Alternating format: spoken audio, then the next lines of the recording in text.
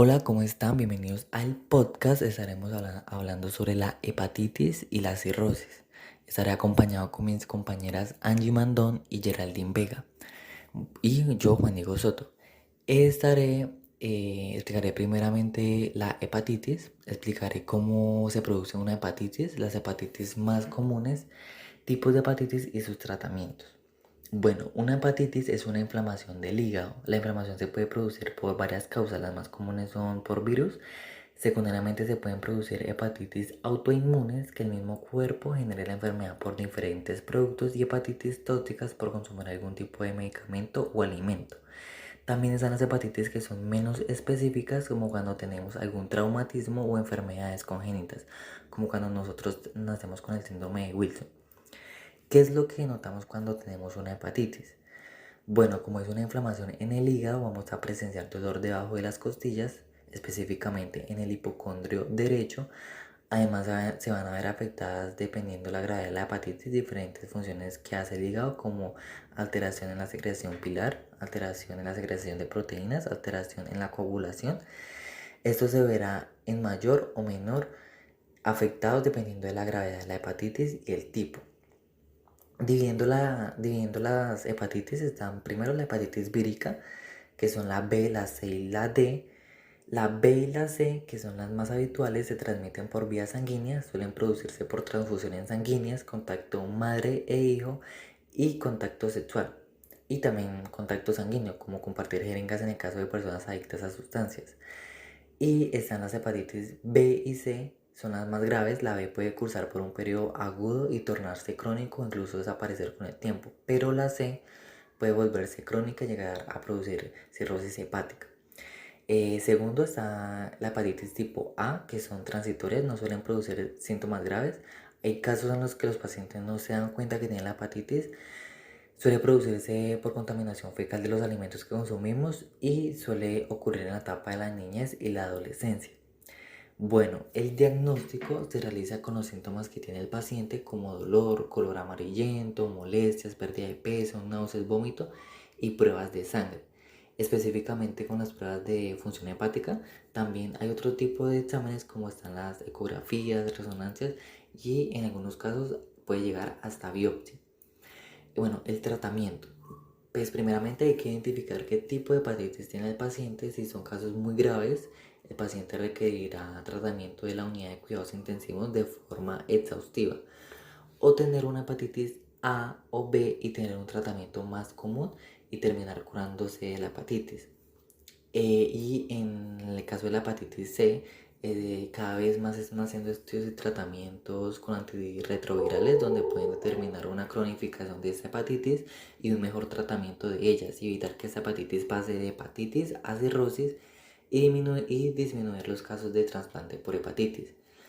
Bueno, en conclusión, hay varios tipos de hepatitis dependiendo de varios factores, y así varía también su tratamiento. También dependiendo de la gravedad se llevará de diferente manera. Bueno, le daré paso a mi compañera Angie Mandón, que les estará hablando sobre la cirrosis hepática. Continuamos con la siguiente patología, la cirrosis hepática, también conocida como el daño hepático crónico. Es una afección tardía de la cicatrización del hígado, producto de muchas enfermedades hepáticas, como la hepatitis tipo C y el alcoholismo crónico. Cada vez que el hígado sufre una lesión, ya sea por enfermedades o consumo excesivo de alcohol, intenta repararse a sí mismo. En el proceso se forma un tejido de cicatrización, y a medida que la cirrosis avanza se forma cada vez más tejido de cicatrización y hacen que el tejido funcione con dificultad, lo cual se le conoce como cirrosis descompensada. Podríamos determinar que la cirrosis hepática es la consecuencia final de muchas enfermedades hepáticas y que lleva la pérdida de la arquitectura normal del hígado y su disminución progresiva de sus funciones. ¿Cómo es la anatomía patológica de la cirrosis hepática? A esta enfermedad se le considera una patología amarilla, ya que es una característica principal en los pacientes con un aspecto amarillento en su piel y en los ojos, más que todo en las conjuntivas, que es la membrana transparente que recubre la parte blanca del ojo, ya que esto da por el acúmulo de la bilirrubina en la sangre y en los tejidos. En la cirrosis hepática, lo que vamos a encontrar primeramente es un reemplazo de los hepatocitos normales por tejido de colágeno, que forman nódulos, lo cual separan al tejido hepático funcional del resto. Se puede visualizar unas líneas blancas conocidas como líneas de colágeno, que generan un tabique, evitando la comunicación y una función adecuada.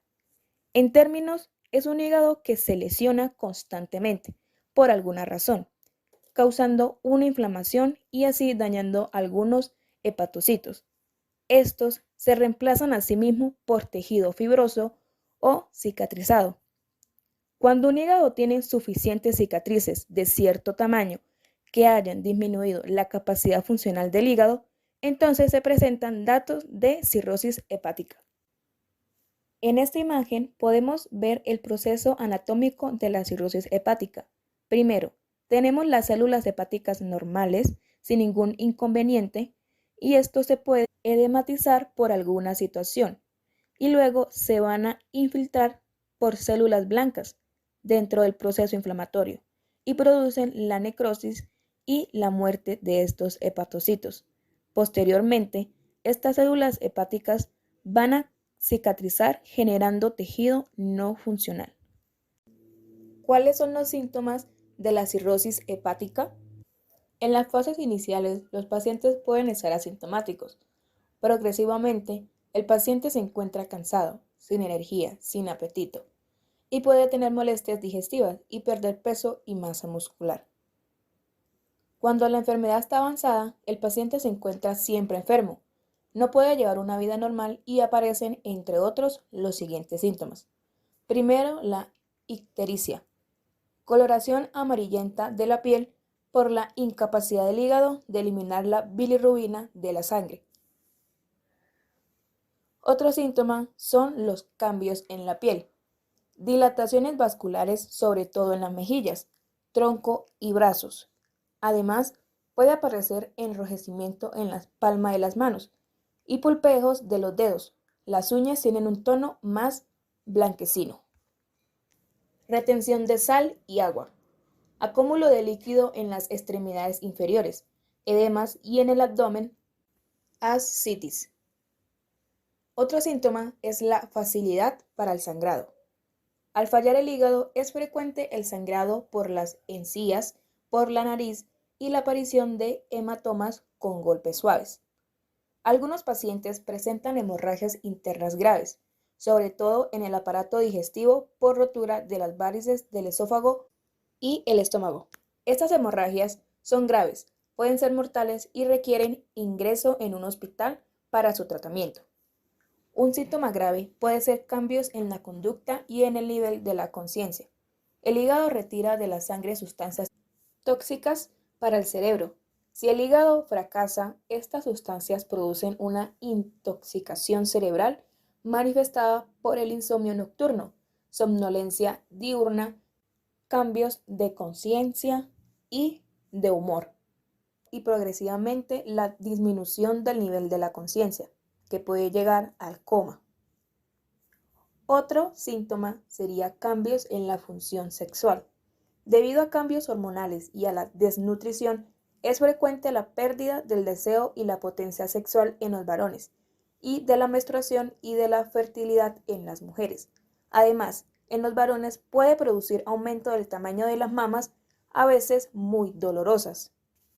Otro de los síntomas graves es la desnutrición. El hígado es muy importante en la absorción y aprovechamiento de los nutrientes que ingerimos. Por ello, en fases avanzadas, los cirróticos se hallan desnutridos y pierden mucha masa y fuerza muscular. Y por último, el síntoma más grave, lo cual lleva a una complicación mortal, es el cáncer de hígado. En cuanto a las causas, numerosas afecciones y enfermedades pueden causar un daño hepático que conduzca a la cirrosis. Las causas más comunes de cirrosis hepática son el abuso crónico de alcohol, hepatitis viral crónica B o C, enfermedad hepática no alcohólica más conocida como el hígado graso.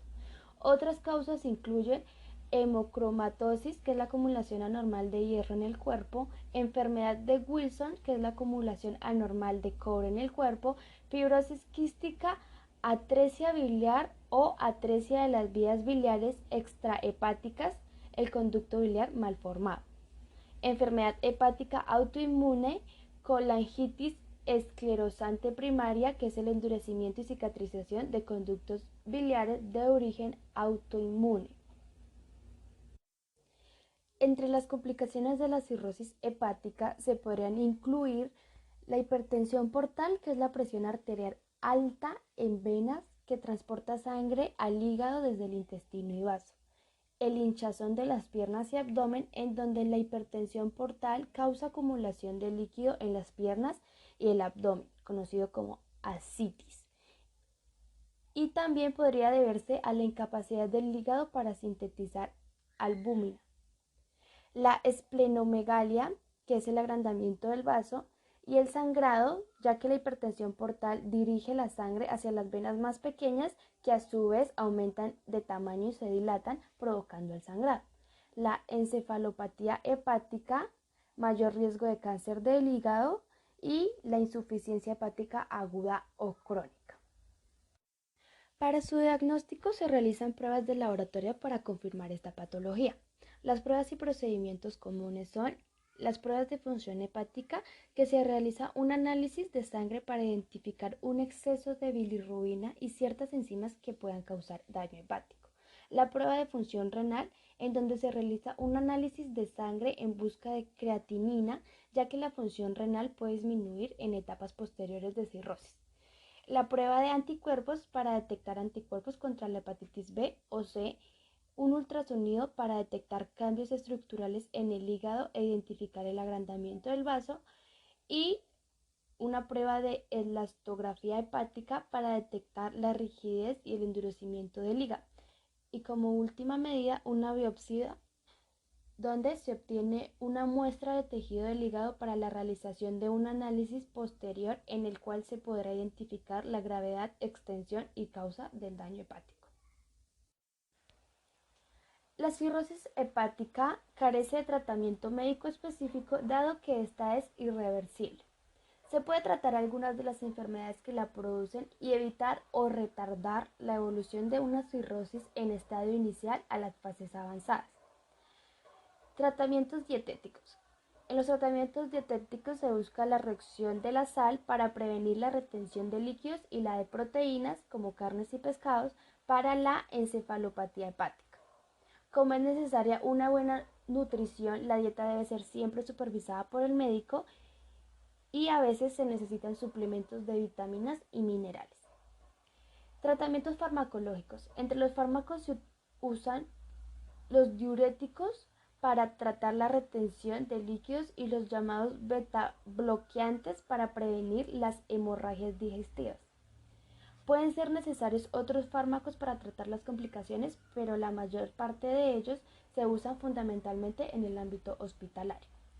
Y como último tenemos el trasplante hepático, que es el tratamiento definitivo de la cirrosis, y se realiza en los pacientes en que se estima una supervivencia menor de 2 años a consecuencia de esta enfermedad y en los que no existe contraindicación para realizarlo por otros motivos.